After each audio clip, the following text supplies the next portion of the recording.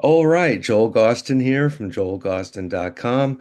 For this conversation, I'm honored to be joined by a musician I've listened to, gosh, since I was in grade school, perhaps, who's put out some tremendous music during the late 80s, early 90s, and has recently done some great things to celebrate that history and that legacy. Without further ado, it's my honor to welcome from the sniveling rat-faced Gits, otherwise known as the Gits, Mr. Steve Moriarty. Steve, welcome. Thank you. It is nice to be here this morning. Excellent, excellent. Well, I'm really thrilled that you're joining me for this conversation. There's a lot going on in terms of the band The Gits, which we'll get into. And as I was saying before we started recording, one thing I love about this channel I do is it introduces friends, subscribers, people who view it to different musicians and music they may not necessarily be familiar with. That's one of my biggest goals in doing this. So I want to give a very kind of brief history of the Gits, and then we'll get into some other things relating to the present that also reflects the past, but there's stuff going on in the here and now. The Gits were a band. Existed from 86 to about 86, 85, 86 to 93. yeah, until 93. The Gits were fronted by an extraordinary singer by the name of Mia Zapata. Um, Sadly, in July of 1993, Mia was assaulted and murdered. Um, it took about 10 years for the assailant to be found and tried, and that individual has since passed away. But unfortunately, that led to the breakup of the band. There has been quite a bit written about the band and said about the band since, particularly about Mia. There is a documentary from 2005 simply called The Gits, which I'd recommend viewers check out. It explores a lot of the things um, post July 93, which are important for people to learn about. And I wanted to start the conversation acknowledging what had happened. But this conversation is not going to dwell on that because as a fan of the Gits, um, while I think obviously it's incredibly important to note what happened and honor Mia that way and be very forthcoming with the events that took place. One thing that kind of bummed me out was in all of these subsequent discussions about the band, there was very little about just how goddamn great you were as a band and the music you all created together. And I'll admit there was even a time about 10 years ago, because I write and self-published music books. I thought maybe I should reach out to the band and see if there's any interest in doing a music-centric book on the Gits. And then I thought, no, it's got to come from the band, or at least from someone in it, and they've got to make the decision when it's time to do that. I mean, thankfully we're at that point in time now because just in the past few months, and I hope my filter cooperates here, you put out this book, Mia Zapata and the Gits, a story of art, rock, and revolution, published by Feral House, great publishing company. And this book really does dive into the musical side of things. It begins with the formation of the band and ends literally the evening before the events with Mia took place at the end.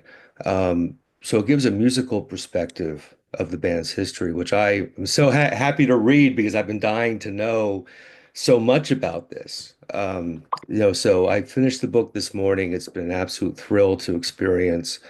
Number one, thank you for writing it. Um, but to kind of start with an obvious first question, it's been decades since the band broke up. Why now for the book? And when did the decision come to you like this is time to really start doing something that honors the band in this fashion? A good question. I hadn't really thought about that. Why that? Why I started then? I think if I'm candid, I experienced a sort of profound shift in my life, and things became more urgent and important to me, and things that I had considered sort of it's on the back burner. or maybe it's not that important, or maybe it's too much. I just things came into focus for me as far as what was important in life in general. But just in brief, in one in about during the course of about 3 months, uh, my mother-in-law had a stroke. My house burnt down. I was carjacked, put on a wrongful death jury trial, and then harassed and bullied by the police and giving me PTSD. So I was sort of in a state of shock, and things shifted in my life, and I started to write more and reflect and do my own work on myself as far as recovering from the trauma of the carjacking and the subsequent harassment by police who had accused me of hit and run. And um sort of like the recovery from that shock. I mean, the shock, triggered PTSD that I believe I experienced from my friend's murder in the first place. But that was sort of the impetus for me trying to do something creative to dig myself out of a hole where I was agoraphobic and afraid of anyone in uniform and very much on edge about a lot of things. So the writing was, I guess it began as a therapeutic journey and sort of stayed that way. And as I like tried to go through the past and document the creative life of the band and the actual band life of the band, as opposed to the afterlife of the band or the after death of the band, I things became a lot clearer for me. And as I began to spell out the narrative of my life during those years, it it sort of brought into focus what I could depend on for my story, right? Like if you everybody experiences an incident, three people experiencing an incident will report on it three completely different ways. That's why eyewitness testimony is so unreliable and putting people in prison that don't belong there. I I could not wrap my head around what had happened. What was it like? What was the band like? Were we any good? Were the friendships real? Was the community something that was viable? Was the tragedy, did it actually happen, you know? And so a lot of these ifs were floating around in my mind. And once I spelled out the narrative as I recalled in like a in a very personal but also accessible way, it it it it validated the past so that from there on I would have one way to think about it. I would have one memory, one linear sort of understanding of my past and how it interrelated with these other people in such an intense way. And I didn't have other people to compare it to. I didn't have family. I didn't have other families or other people to compare experiences. So I was really lost in trying to uh, decide or come to grips with what had happened in a rational, focused and way that I could tell the story. And in doing so, it's like recording music. If you can work on a song for years, you can go back and tinker with, you could add this, you can take out that, but it's never really going to be finished, right? Until you record it and you record it and you listen back to it. And I call it tape year. And at that point, the song is done, and that's the way you will always remember that song, whether it's a Beatles song or your own song. And so that was like the whole story. It was like once the story was written, then that was how it went. That was the story, and it was like a joyous, fun, and creative time in my life. Also, a very intense time of differentiating from my community and growing in my own community, and moving to a new part of the country, and then touring around the country and fighting with these other folks for sort of for viability as a band and as a career. And then uh, when that didn't come to pass, I wanted to remember exactly what the journey was as opposed to the end result, which was unbearable, of course. But it wasn't about the outcome, really. I realized it was about the process and about the journey I'm getting there, and that's why that's why I wrote the book in so many words. I know it's not easy, but that's pretty much how I think of it because I have thought of it. Yeah. And you mentioned the word joyous. And I'm glad you did because there is a lot of joy in this book. Particularly, I'd say maybe like the first third, we are talking about the college years and meeting Mia and getting that friendship. And it reminded me so much of when I was in college. And one thread that I've been very lucky to experience in life is I have the majority of my closest friendships are platonic relationships with women, you know, and a lot of them were women I met in college. And I'm reading about the scenarios you discuss about going to visit me and she's painting and viewer, go buy the book. I can't spoil it, but there's a story about a cat I'm reading this and I'm like, and the conversation's just going all over the place between the two of you. And I'm like, this reminds me so much of young women I grew up with when I was in college and, the friendships that stay to this day. So it was such a pleasure to read about that. Um, and throughout your life with her in a band and otherwise, you maintain that kind of very close relationship. It wasn't a romantic one. It was, a very close platonic friendship. And obviously, you've had to think quite a lot about that going into the book, and I'm sure the thoughts never left your mind. But what made it click between the two of you, where away from being members of the Gits, you had this connection that obviously was the thread throughout the entire book? I think it's in the beginning of the book. You'll see. I'm in. I go to this bar. I meet her in a bar. I snuck. I didn't. I guess it was underage. I was 18, and she's there with her friend.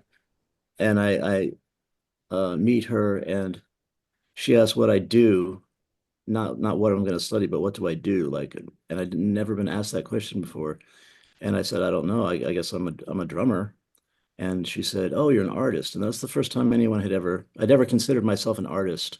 And she had recognized me as an artist. So I think we both saw each other in that way. We like we could see through the external, and we were able to like appreciate each other for our talents and for our minds and our intentions. I think we were both very sensitive people too.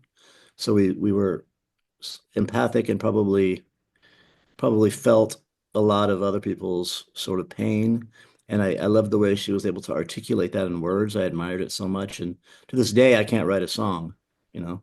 She could never write a book. I could write a book, but I can't write a song as much as I've tried. It's too hard. It's such a complicated feat to be able to write an word, a song that has economy of words and just like says what you needed to say in a few of them. And it's like incredible. And she was able to synthesize that and do that, I think, better than anyone. I've read a lot, and I haven't read a lyricist that's been able to spell it out. Maybe Bob Dylan in some cases, maybe I don't know who else, very few. And so I think that, and we were connected on a kind of on a regional level too, both being from sort of this border states between the North and the South, growing up with racism and bigotry and prejudice in the Bible Belt. Because I grew up in Indianapolis and she grew up in Louisville, Kentucky, and it was about an hour away. So we kind of both knew each other's sort of vibe. And my family had origins in the South, so I understood the hospitality and the irony and the hypocrisy there very well, and so did she. And so I think those were the connections. We're Midwest kids, I guess, but also yeah, I think it was just an appreciation of one another's what we could contribute, to life and to art and to the world around us. Well, there are so many moments in the book where her empathetic spirit comes through. Hmm. There's a passage where you're talking about her boyfriend at the time, who was a Vietnam veteran. Mhm. And the exact phrase you write is, Mia saw the pain and fell in love with him for it. Um, Yeah. and there are other examples. Again, I don't want to give away too much, but there's some really beautiful, very subtly gentle moments in the book where it's very clear she had that ability to tap in. Um, and again, going back to when you're in college, everybody's having a great time. Everybody's, everybody's friends. And when you get older and you get professional lives or what have you, you realize empathy is kind of rare. It's not, it's not the most common personality trait in this world. I mean, with her, where do you think that came from? What, because it is such a rare commodity to have somebody who clearly had that outlook where she was kind of making sure people around her were okay. And she seemed to really want to, have people feel a sense of dignity that maybe they weren't having elsewhere. I think she just had a profound respect for people, for other people, and she gave people the benefit of the doubt, and she was not a non-judgmental person. And I think she saw her own flaws in other people, and she saw other people's flaws in her, and as she was able to empathize that way. And I think she suffered a lot from her drinking, for example, and I think that she felt some really low points in her life, but instead of just crawling into a hole and becoming suicidal or something, she used that as sort of a force to understand other people, right? That's where her empathy came from, actually suffering herself and relating to others' suffering and not being and being willing to sit with someone in their suffering. I think that didn't jar her at all. That was just part of life. And she would do that before she would go get paid, or she would sit with someone who was suffering before she would go get a drink, or before she would hang out with her friends or go to practice even. So she just had very different priorities than we see around most people most of the time. Yeah, absolutely. There's another passage in the book where, well, you mentioned that she would help you set up the drums because you had more Yeah. gear than everybody else, right? And I'm a drummer myself. I know plenty of singers who would never think of doing that.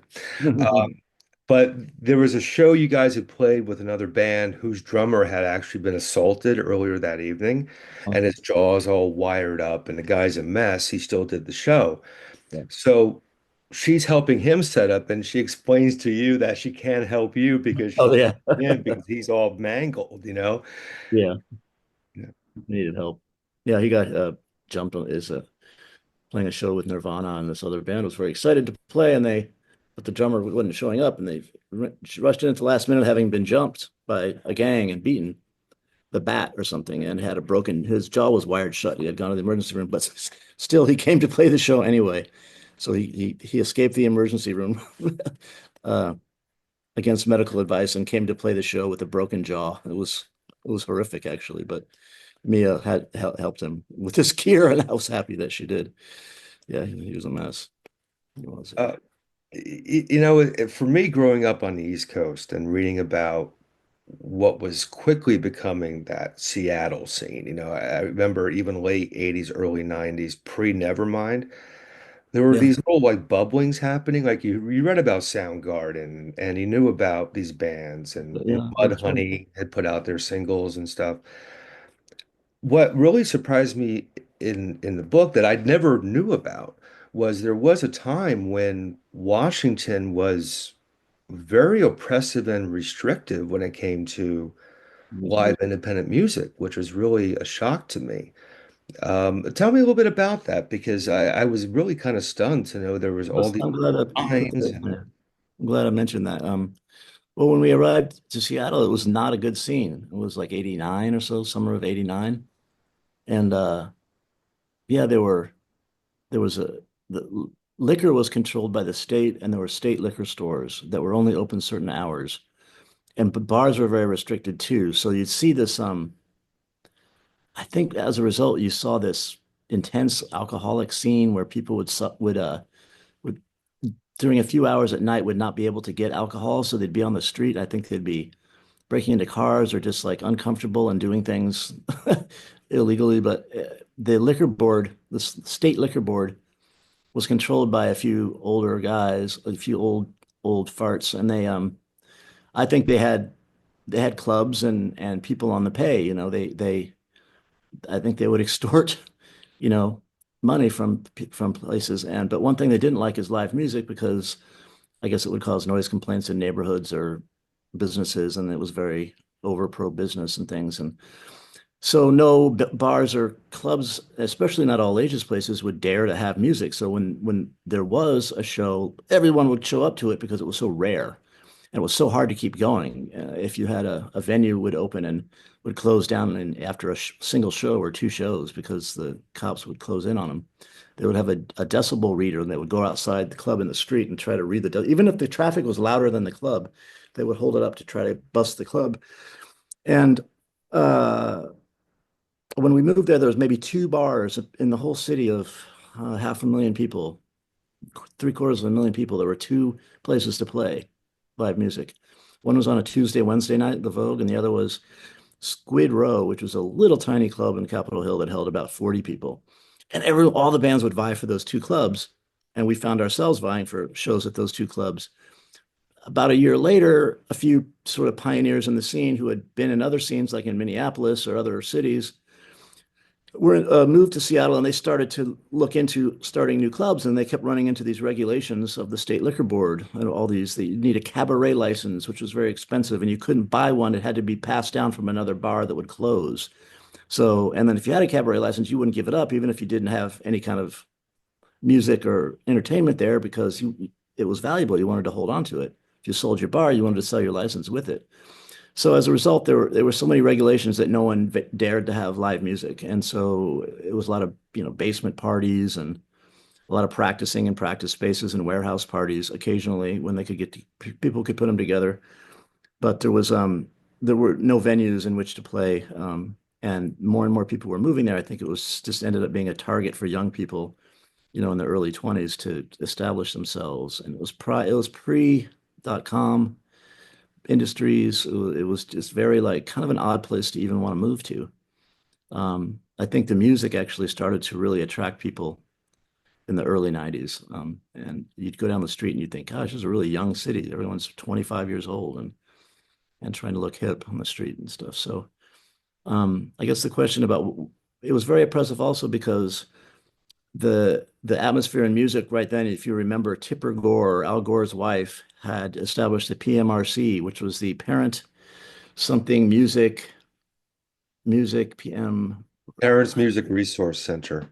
Resource Center, which was to outlaw cursing and objectionable material in music. Like it was mostly targeted at hip hop and gangster rap because they would talk about killing cops and stuff, but it also crossed the board. So Rage Against the Machine had a song, "Fuck You, I Don't Do What You Tell Me," and that lyric and were so offensive to her that she wanted to have stickers put on any media that came out that had swear words in it or sex references. And but what happened was, so that was just sort of indicative of the environment then, of the conservative sort of anti-creative environment.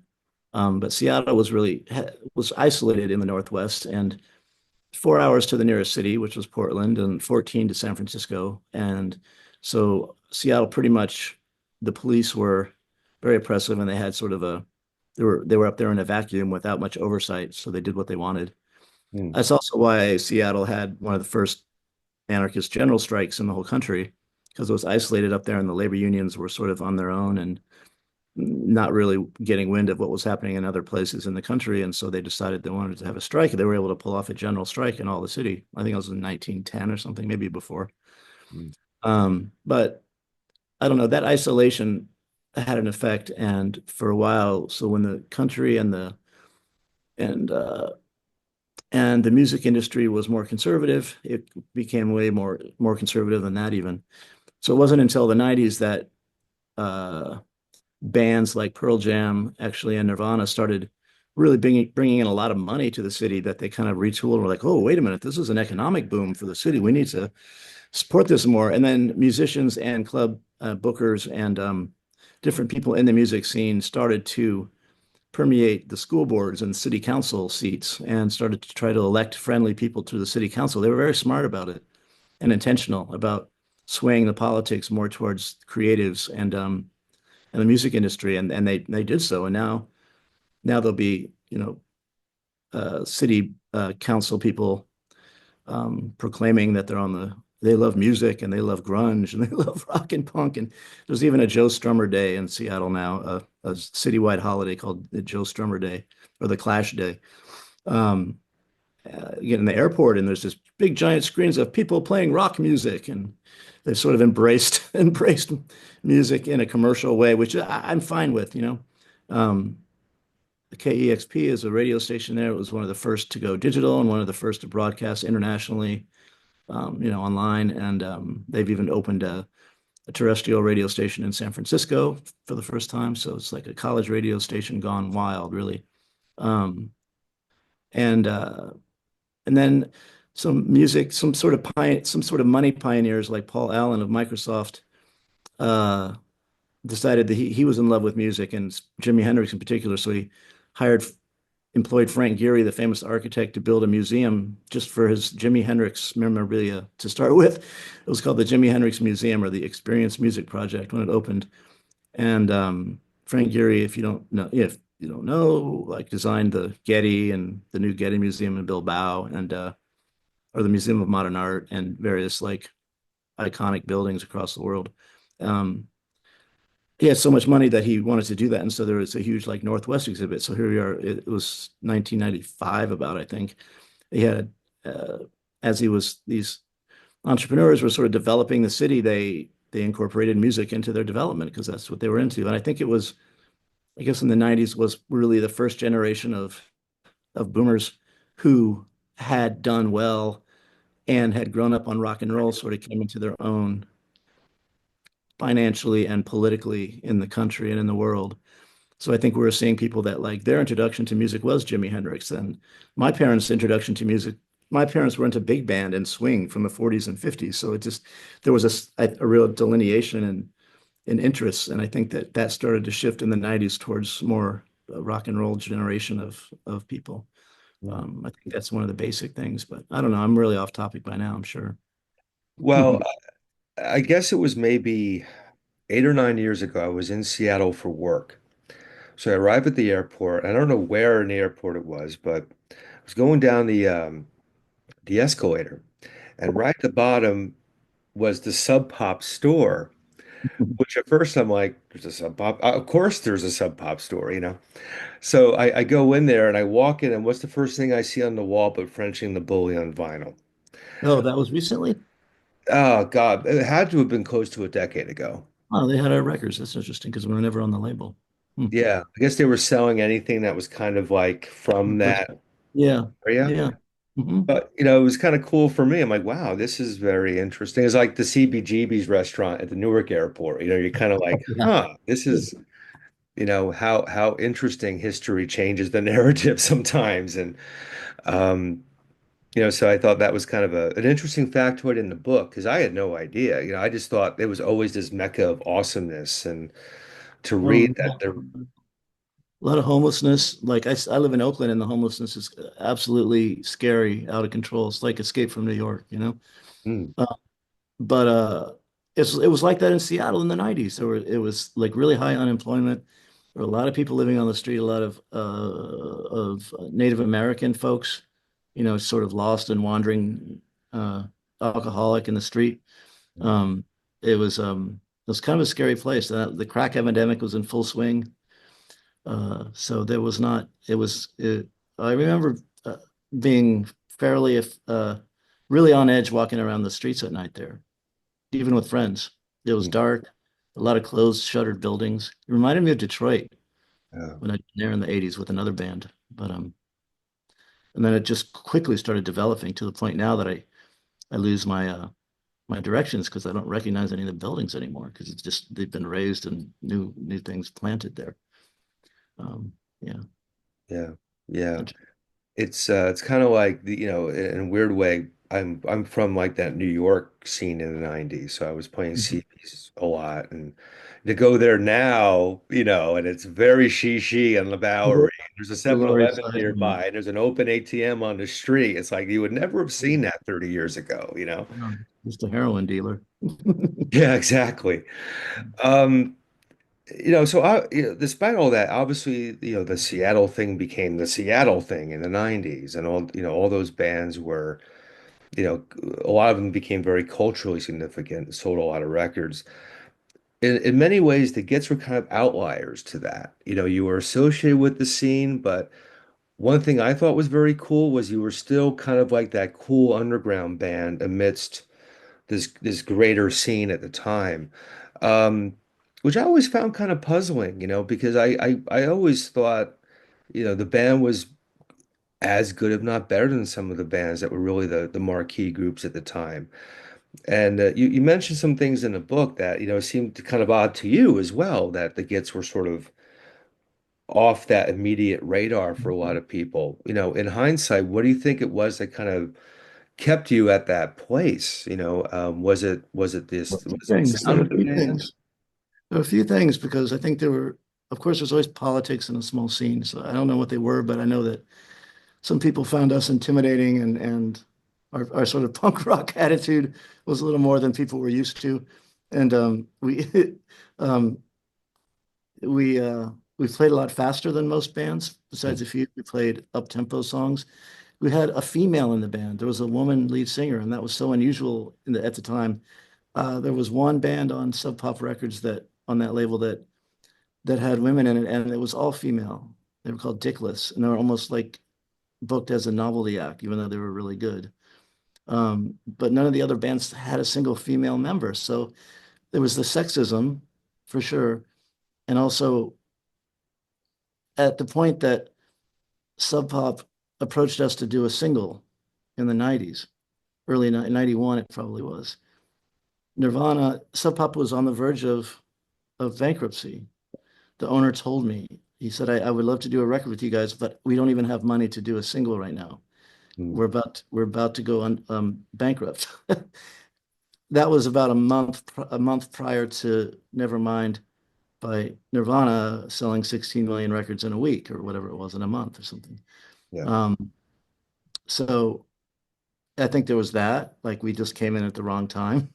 Just right. We weren't the original bands that grew up there, so we didn't make that cut. Sort of like this Sub Pop Records tended to look locally for their groups, and Mudhoney, Nirvana, and Pearl Jam were local for the most part, and Soundgarden, and many of those musicians had parents who were entertainment lawyers and who were established in the Seattle and Northwest community. So they had connections, so they could get shows, and they could get a manager, and they could find connections to record labels in Los Angeles to come see them and get the gigs and have the opportunities. And we didn't have that. We barely had gear that functioned. Mm, So we uh we sort of missed out on that initial wave. Had we stayed in Ohio, I'm sure we would have been like the kings of the pond, because we would have been there longer and have been better than most, than all the other bands, but and more experienced. But in Seattle, we were the new kids, we were the new fish in the pond, and so we had to. Mia basically had to work harder than any other singer to get the attention that she deserved, and the band did. And the fact of the matter is, we were there. We had achieved that in 3 years of playing in Seattle. We were on the cusp of signing with Atlantic Records, literally. I mean, it was the fax was in the air at that point, and we would have you would be saying, "Wow, you were just as successful as those other bands. That's very remarkable." That would have probably been the next thing. But Mia died right when that was happening, and so we that didn't happen. So that's what happened. Basically, it was Mia died. That's why the band wasn't more successful. yeah. Well, one thing quite significant that happened to the band prior to her being taken away from us was the fact that, as you mentioned earlier, and as is a thread throughout the book, there was the alcoholism factor. And she had overcome that towards the end. She was sober, Yeah. towards the end of things. And, you know, I've never heard a bad Gits live recording. I don't think it's possible. So she was always great as a performer, at least from the documentation that's out there. How would you say when she finally hit that point where that was not a factor? How would you say that most impacted her performance and what she was able to bring to the band at that point in time? Yeah, you can hear. That's why I put out the live record, um, because the performance was so good, and it was so rehearsed and measured and like in time, and it was just record quality. So I think that record's out available now on Spotify. You can hear it. It's called Live in Portland or Live in PDX. And yeah, that she it just increased her focus and her intention. And taking the alcohol away, just her voice had more resilience, and I think she could hear the rhythm better, and she could hear the notes better, and she was just more determined and more focused that way. I don't know if she was as uh, she was definitely less detached and more focused and more serious about the music. She wasn't as funny on stage.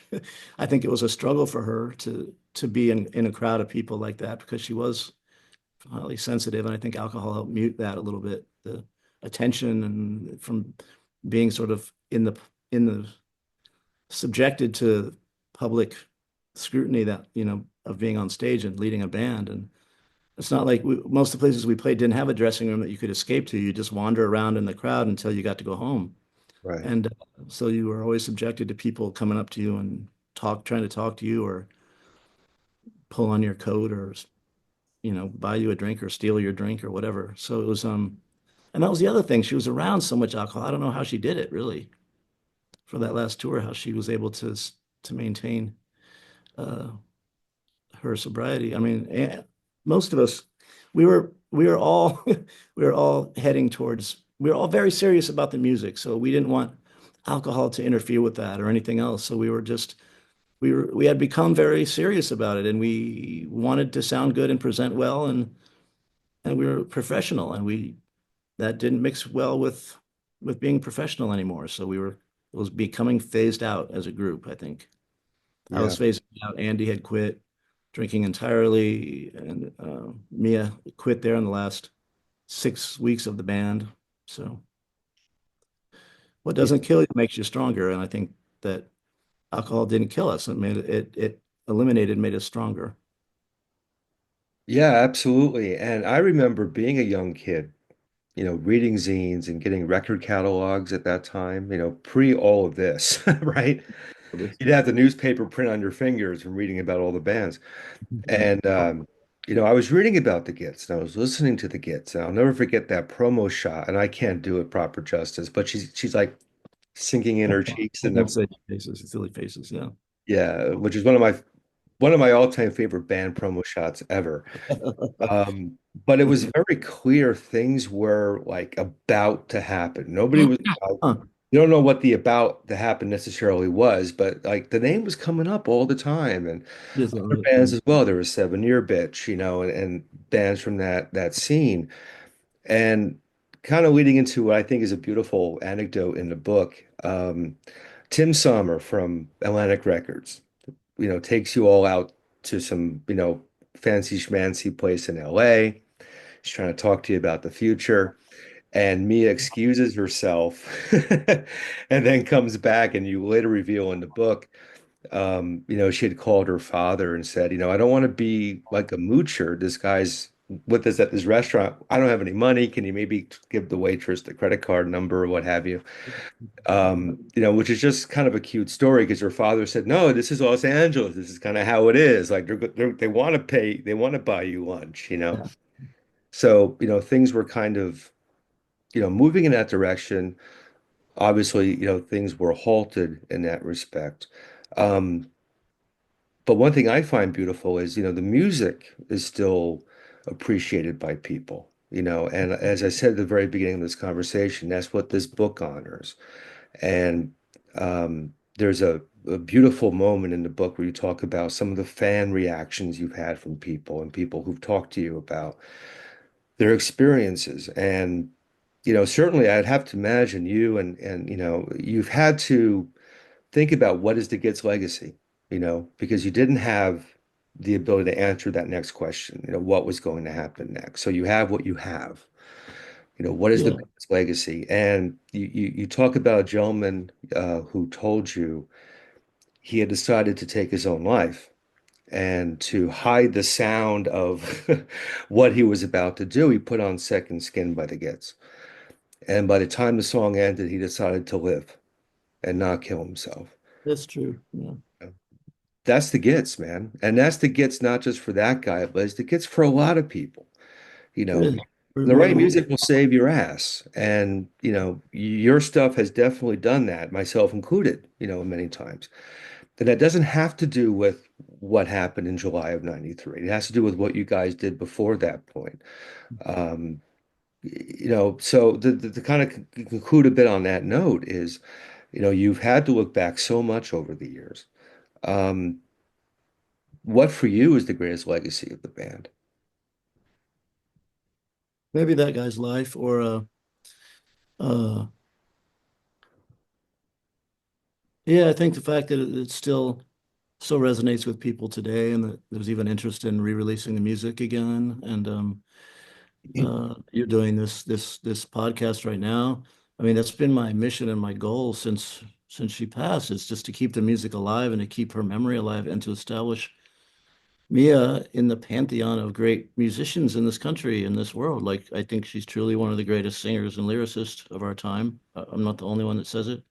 And one just has to read it and listen to it to understand why. And it's like it's it's it's it's the people's music for thinkers and doers and feelers. I mean, I think it's music that appeals on a deep sensory level, like Delta blues or something else, but it's clearly defined American punk rock that's honest and sort of and real. And she's not shouting about taking the government over or something. She's talking about her feelings in those songs. And for some reason, when she sings about her feelings, she's able to make the lyric universal so that it's about a feeling state as opposed to someone's particular feelings. And I think that's the magic of her songwriting, is the universality of her lyrics. And I think, and Andy's incredible guitar work and what seems like simple chording on the guitar or really complicated, complex jazz chord progressions that most people can't play. That just add that something, that complexity to it, that also makes you think. And then I tried to bring in all the styles that I like to play. There's some jazz influence because I trained as a jazz drummer starting out, and the hardcore punk influence too, which I learned about in college from Andy and Matt, the bass and guitar player, um, and then Mia bringing sort of that southern blues, almost country twang or bluegrass sort of influence that she grew up with to it. I don't know. It's just a melding of styles and interests and personalities that became more than the sum of the parts, as they say. Yeah, and I'll always remember it. Now I have one solid narrative for which to remember it by. And I wanted to share that with everybody else because I thought it was what was magical for me, I think could really be enjoyed by other people and appreciated. Yeah, absolutely. And as I said, this is a portrait of, in some ways youth, in a lot of ways friendship, Yeah. And you is there know. another defining book about the 90s? I haven't read one and I'm looking. And I think that if nothing else, on reading back, I think this sort of defines how the 90s felt as much as it could, as much as I could do it, reflected. It was sort of a defining turning point in our country. I'm not going to say which way, but like it was not the best sort of shift, but it's one that we survived and that we have to try to reshift again now. But like I feel like we're sort of responsible for that. I'm not speaking for anyone else, but responsible for the way things are and changing things back to the way they should be. I think doesn't make much sense, but it's what I feel. Yeah, no, I gotcha. I gotcha. I wanted to mention as well that the Gets Back catalog just recently has been remastered and re-released. I will include various links in the video. And if you're watching this, and you're new to the Gits and the music and Mia, definitely check this stuff out. Or at the very least, go on YouTube and find the song Absinthe from the Gits. If you walk away from that song not being touched in some way, there's something wrong with you. That's just my personal opinion. There's a lot of tremendous music out there that this band did in the short time that we were able to have them. And again, the book is called Mia Zapata and the Gits, a story of art, rock, and revolution on Pharaoh House. Yeah. There you go. Yeah, my filter's my worst enemy on this channel. But you don't want to see what's behind me. It's a horror show. Yeah, no, Um, it's and entertaining anyway. I'll include all the links and all the information for people to check out. Or if you're already a fan, there's again a new incarnation of these recordings available. Definitely check them out. Um, and I just want to say I'm going to throw the music journalist side of it out of the window to wrap this up. As I said before we started recording, I've been listening to you guys since I was a kid. And, my heart was broken in 93. And the fact that, you have made the effort to do what you have, just thank you for doing that.